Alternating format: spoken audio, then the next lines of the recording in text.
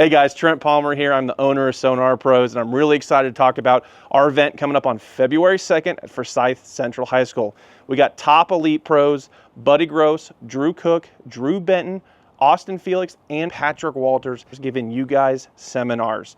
In-depth details on how to approach fisheries, what techniques to throw, you name it, they're gonna talk about it. It's free for high school and college anglers and $20 a head for anyone else that's not a high school or college angler. The key thing here, you need to register at our website at SonarProsElectronics.com. We're capped at 375 people.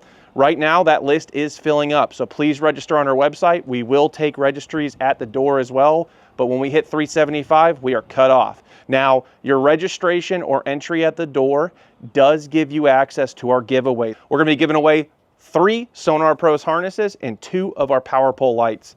Hey guys, Buddy Gross here. I want to talk about Boat Logix giveaway at the SonarPros seminar coming up on February the 2nd. They're going to give away a bow package, a console package, and a couple of switchblades. You need to check this out. SonarPros seminar, February the 2nd. I'm struggling to hold this giveaway, but it's a Lowrance HDS Pro 10 and an active Target 2 system.